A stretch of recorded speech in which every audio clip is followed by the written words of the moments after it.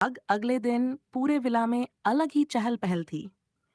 युग ने जितने भी लोगों को बुलाया था, वो सब वर्कर्स और इवेंट ऑर्गेनाइजर वहां पर पहुंच चुके थे।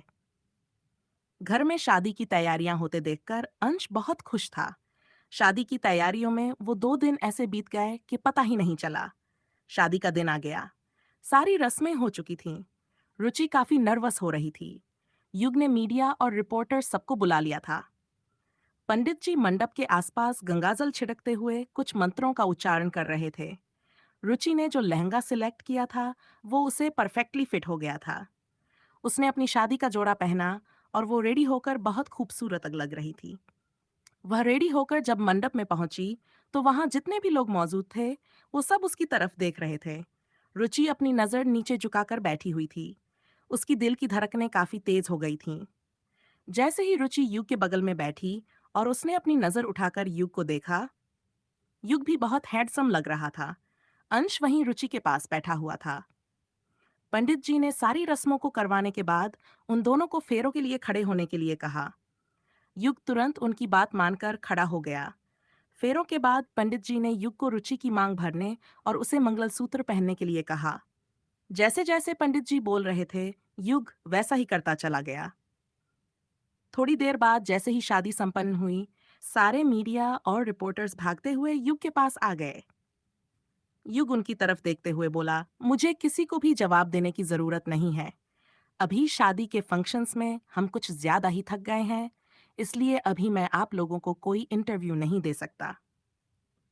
लेकिन मीडिया वाले इतनी आसानी से कहाँ मानने वाले थे।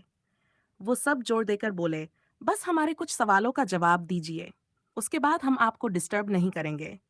आपने अचानक से शादी करने का फैसला क्यों किया? और ये लकी गर्ल कौन है जिससे आपकी शादी हो रही है?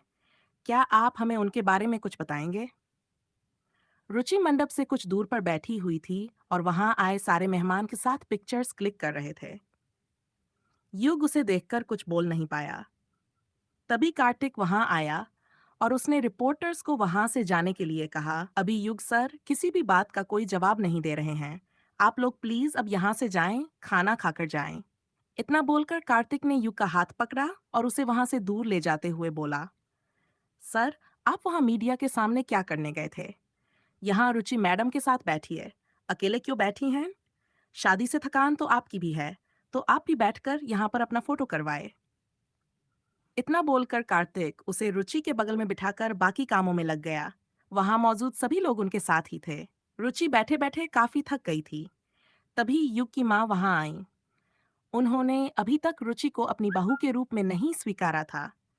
तभी वहां मौजूद बाकी रिश्तेदारों ने युग की मॉम को बुलाते हुए कहा, अरे, आपके बेटे की शादी है और आप इतना दूर दूर हैं, ऐसा क्यों? जाकर अपने बेटे और बहू के पास जाकर बैठिए, उन्हें अपना आशीर्वाद दीजिए, थोड़ी फोटो खिंचवा लीजिए। इतना बोलकर कुछ रिश्तेदार जबरदस्ती उन्हें रुचि के पास ले गए। युग की मॉम को रुचि बिल्कुल भी पसंद नहीं थी और अब शादी के बाद तो वो उसे और भी ज्यादा नापसंद करने लगी। वो दोनों के पास आकर खड़ी हुई और फोटो खिंचवा ही रही थी कि तभी युग का फोन बजा। वो बात करने के लिए साइड में गया।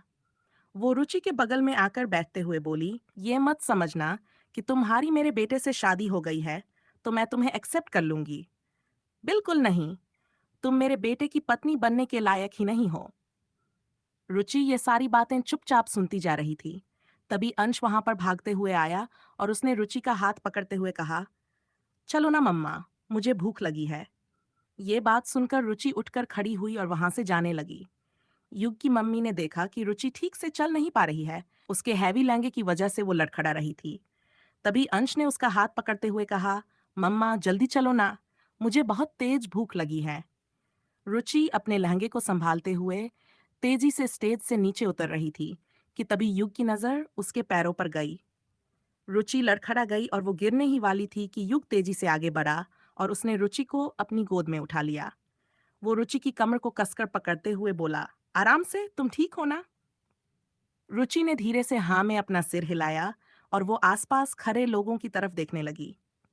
वहां जितने भी लोग थे, वो सब उन्हें ही देख रहे थे। रुचि युग की गोद में थी और उसे ये बात अच्छी नहीं लग रही थी। उसे पता था कि अब इतने सारे लोगों ने अगर उसे इस तरह देखा है तो वो अलग अलग तरह की बातें करेंगे। हालांकि उनकी शादी हो गई थी, लेकिन फिर भी रुचि के मन में कहीं ना कहीं एक अजीब सा डर बना हुआ था। उसने जल्दी से युग का हाथ अपनी कमर पर से हटाया और वो स्टेज से नीचे उतर ही रही थी कि उसका पैर मुड़ गया और वो वहीं जमीन पर गिर गई। उसका पैर मोच खा गया और वो अपने पैर को पकड़कर अपने दर्द को बर्दाश्त करने की कोशिश करने लगी। अंश ने उसे इस तरह करते देखकर तेज आवाज में चिल्लाते हुए कहा, मम्मा, मम्मा। रुचि को इस तरह चिल्लाते देख युग समझ गया कि उसके पैर में काफी ज्यादा चोट आई है। उसने रुचि को अपनी गोद में उठाया और कार्तिक की तरफ देखते हुए बोला, जल्दी से डॉक्टर को बुलाओ। इतना बोलकर वो रुचि को अपने कमरे में ले गया और उसे बेड पर आराम से बिठाया। वो उसके पैरों की तरफ देखने लगा। रुचि ने सैंडल पहनी हुई थी।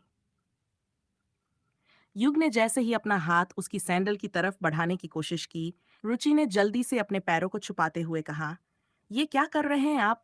आप मेरे पैर छूकर मुझे पाप देना चाहते हैं क्या? युग उसकी बात सुनकर हैरान होते हुए बोला, पाप? ये कैसी बातें कर रही हो तुम? मैं तो बस तुम्हारी सैंडल उतार रहा हूं, और अगर तुम्हारी सैंडल आज जा उतारूंगा तो देखूंगा कैसे कि तुम्हें चोट कहाँ लगी है। रुचि मुस्कुराते हुए बोली, कुछ नहीं हुआ है मुझे, मैं बिल्कुल ठीक हूँ। आप परेशान मत होइए। इतना बोलकर उसने खुद ही अपनी सैंडल उतारकर साइड में रख दी। जैसे ही युग ने उसके पैरों को देखा, वो काफी सूजे हुए थे और वो काफी दर्द में भी लग रही थी। युग वहीं चुपचाप खड़ा होकर रुचि के चेहरे के एक्सप्रेशंस की तरफ देखने लगा। अंश भागता हुआ उसके पास आया और जल्दी से रुचि का हाथ करते हुए बोला, मम्मा, आप ठीक हो ना? आपको कुछ हुआ तो नहीं? आपको चोट तो नहीं लगी ना?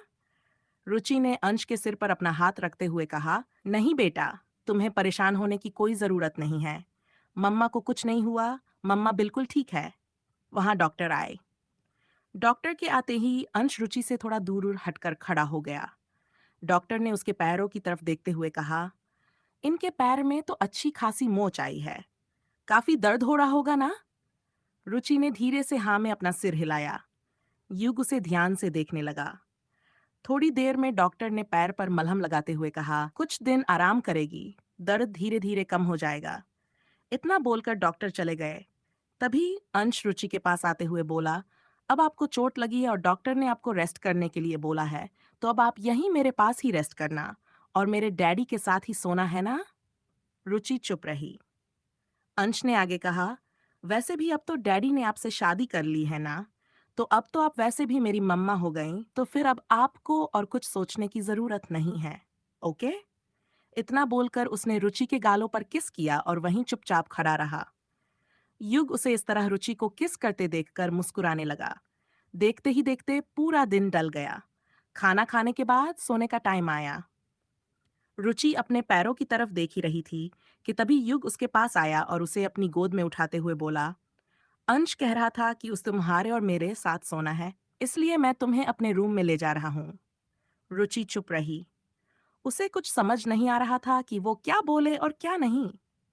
थोड़ी देर में युग रुचि को लेकर अपने रूम में पहुंचा, जहां अंश पहले ही अपने कपड़े चेंज कर चुका था। जैसे ही रुचि बेड पर बैठी, युग ने उसे पानी का गिलास देते हुए कहा, तुम रिलैक्स हो जाओ और उसके बाद अपने कपड़े चेंज कर लेना। मैं अपना थोड़ा सा काम देख लेता हूँ। आज शादी में इतने सारे फंक्शंस होने की वजह से मैं काफी थका हुआ फील कर रहा हूँ। रुचि ने धीरे से हाँ में अपना सिर हिलाया। वो कपड़े चेंज करने जा ही रही थी कि तभी उसका पैर हल्का सा लड़खड़ाया और उसके पैरों में दर्द हुआ। युग आगे बढ़कर जल्दी से उसे सहारा देते हुए बोला, तुम ठीक हो? चल पाओगी? रुचि अपने पैरों की तरफ देख रही थी। तभी युग ने उसे अपनी गोद में उठाकर उसे चेंजिंग रूम में बिठाते हुए कहा, यहीं पर बैठो, चेंज करके मुझे आवाज दे देना। रुचि कुछ नहीं बोली। युग वहां से बाहर निकल गया। रुचि ने जल्दी से कपड़े चेंज किए और अपने मन में बोली, क्या मैं युग जी को बुलाऊं? वो फिर से मुझे इस तरह उठाकर ले जाएंगे। मुझे अच्छा नहीं लगता। थोड़ा चलने की कोशिश करती हूँ, शायद आराम से चल पाऊं। रुचि ने हिम्मत की और धीरे से उठकर खड़ी हुई। जैसे ही उसने अपना पैर जमीन पर रखा, उसे थोड़ा दर्द हुआ। उसने एक गहरी सांस लेते हुए कहा, भगवान, ये दर्द तो बढ़ता ही जा रहा है। फिर भी जैसे तैसे वो चेंजिंग रूम से बाहर निकल कर आई। जब वो वापस आई तो उसने देखा कि युग अंश के साथ बेड पर लेटा हुआ है और उसने एक साइड खाली छोड़ रखी है। रुचि वहीं खड़ी थी। तभी युग ने उसकी तरफ देखते हुए कहा, क्या सोच रही हो तुम? ये आओ आकर अपनी साइड पर लेट जाओ, वरना अभी अगर अंश की नींद खुल गई तो फिर वो सोएगा नहीं। युग इतना बोलकर रुचि की तरफ देखने लगा। रुचि तुरंत बेड की एक साइड पर आकर लेट गई। अंश ने तुरंत करवट ली और वो उसके चेहरे की तरफ घूम गया। उसने रुचि की कमर में अपना हाथ डालकर उसे पूरी तरह से अपने गले लगा लिया। रुचि को नींद नहीं आ रही थी और युग सोने की कोशिश कर रहा था। उसने अंश का हाथ हटाकर जैसे ही करवट ली, उसकी आंखों के सामने रुचि का मासूम चेहरा आया। युग उसे प्यार भरी नजरों से देखने लगा। तभी नींद में अंश ने अपने दोनों हाथों से युग और रुचि का हाथ पकड़कर उन्हें अपने करीब खींच लिया। अंश को ऐसा करते देखकर युग रुचि के और भी ज्यादा करीब आ गया। उसने रुचि और युग के हाथों को कसकर अपने हाथ में पकड़ लिया था, जिससे रुचि का हाथ युग के हाथ के नीचे था। युग ने धीरे से अपनी उंगलियों को उसके हाथ पर हिलाया। रुचि युग के हाथों की हरकत को महसूस कर पा रही थी। रुचि ने जैसे ही युग के हाथों की हरकत को महसूस किया, उसका दिल तेजी से धड़कने लगा। रुचि ने अपनी आंखें बंद कर लीं। थोड़ी देर में अंश गहरी नींद में सो गया, लेकिन उसने उन दोनों के हाथों को अभी भी पकड़ रखा था। युग की आंखों से नींद गायब हो गई थी। वह चुपचाप रुचि के चेहरे की तरफ देख रहा था। वह चुपचाप रुचि के चेहरे की तरफ देख रहा था। रुचि की आंखें बंद थीं। उसने अपने कपड़े चेंज कर लिए थे, लेकिन उसकी मांग में भरा सिंदूर और गले का मंगलसूत्र देखकर युग उसकी तरफ आकर्षित होने लगा। उसने धीरे से अपने हाथ से रुचि का हाथ पकड़ लिया। रुचि ने जैसे ही उसके इरादे को समझा, उसका दिल तेजी से धड़कने लगा। धीरे से युग ने अपनी उंगलियां रुचि की उंगलियों में फंसाईं। वो उठकर बैठा और अंश की तरफ देखा। अंश सो रहा था। उसने आगे बढ़कर अंश के गालों को चूमा। वो जब उठकर बैठा तो रुचि की आंखें धीरे से खुलीं। युग ने रुचि की आंखों में आंखें डालकर देखते हुए कहा, तुम सोई नहीं? रुचि ने धीरे से आंखें खोलते हुए कहा, नहीं, नींद नहीं आ रही मुझे। युग उसकी बात सुनकर अंश का हाथ अपने हाथ से छुड़ाते हुए उठा और रुचि के बगल में आकर खड़े होते हुए पूछा, मोच में ज्यादा दर्द हो रहा है क्या तुम्हें? रुचि ने धीरे से हाँ में अपना सिर हिलाया। युग बिस्तर से उठा। उसने रुचि को दवाई देते हुए कहा, ये खाने से दर्द कम हो जाएगा। डॉक्टर ने तुम्हारे पैर पर मालिश करने के लिए बोला था, उससे भी तुम्हारे पैर को थोड़ी राहत मिलेगी। रुचि ने उसकी बात सुनकर धीरे से उठी। उसने अंश के हाथ से अपना हाथ छुड़ाया। जैसे ही वो उठकर बैठी, युग ने मालिश करने के लिए एक पेन रिलीफ बाम उठाया और उसके बगल में बैठकर धीरे से रुचि का पैर उठाकर अपनी गोद में रखा। रुचि ने उसे ऐसा करते देखकर थोड़ा सा हड़बड़ाया। ये क्या कर रहे हैं आप? युग ने उसके होठों पर अपनी उंगली रखते हुए कहा, कुछ मत बोलो, वरना अंश जाग जाएगा। इतना बोलकर उसने अंश की तरफ इशारा किया। रुचि चुप हो गई। युग ने अपने हाथ में बाम निकाला और वो रुचि के पैर पर लगाने लगा। वो अपने हाथों से रुचि के पैरों को बहुत ही सॉफ्टली टच कर रहा था। जिस तरह वो उसके पैरों पर बाम लगा रहा था, रुचि की दिल की धड़कनें बढ़ती जा रही थीं। उसने धीरे से अपना हाथ रुचि के पैरों पर से हटाते हुए कहा, सॉरी, मैंने बिना पूछे तुम्हें टच किया। रुचि ने धीरे से अपना चेहरा लाते हुए कहा, ठीक है, और वैसे भी अब हमारा जो रिश्ता है, उसके बाद आपको मुझसे कुछ भी पूछने की जरूरत नहीं है। युग ये बात सुनकर हल्के से मुस्कुराया। उसने आगे बढ़कर रुचि के गाल पर अपना हाथ रखा और उसके चेहरे को ऊपर की तरफ उठाते हुए कहा, तुमसे एक बात पूछूं? रुचि का दिल तेजी से धड़क रहा था। उसने अपनी नजरें ऊपर उठाकर युग की आंखों में आंखें डालकर देखा और धीरे से हाँ में अपना सिर हिलाया। युग उसके बिल्कुल करीब जाकर उसके कान में फुसफुसाते हुए पूछा, उस दिन मैंने तुम्हें किस किया? तुम्हें बुरा तो नहीं लगा था? रुचि ने ना में अपना सिर हिलाया। तभी युग उसकी गर्दन के पास आकर एक गहरी सांस लेने लगा। उसे रुचि की बॉडी स्मेल बहुत अच्छी लग रही थी। उसने शरारती अंदाज में पूछा, मैंने तुम्हें किस किया तो तुम्हें अच्छा लगा?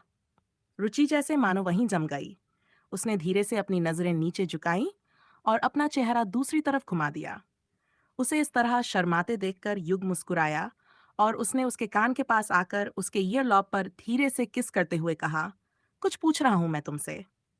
रुचि ने जवाब नहीं दिया और बेड पर लेटते हुए बोली, मुझे नींद आ रही है। इतना बोलकर वो अंश के बगल में लेट गई। युग मुस्कुराते हुए उठकर खड़ा हुआ।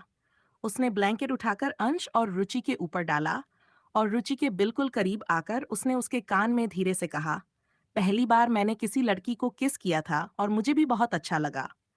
रुचि ने जैसे ही उसकी बात सुनी, उसका दिल तेजी से धड़कने लगा। उसने अपनी आंखें बंद कर लीं और अंश को कसकर पकड़ लिया। युग उसे इस तरह हड़बड़ाते देखकर मुस्कुराया और चुपचाप नीचे झुककर उसने धीरे से रुचि के गाल को चूमा। उसके चूमते ही रुचि के चेहरे पर प्यारी सी मुस्कान आई। युग वापस अपनी साइड के बेड पर आकर लेट गया और उसने लाइट्स ऑफ कर दी। थोड़ी देर में वो दोनों भी सो गए। To be continued. अगर आपको कहानी पसंद आए तो लाइक, शेयर और सब्सक्राइब जरूर करें। और अगर आप हमारे चैनल पर नए हैं तो सब्सक्राइब करना ना भूलें।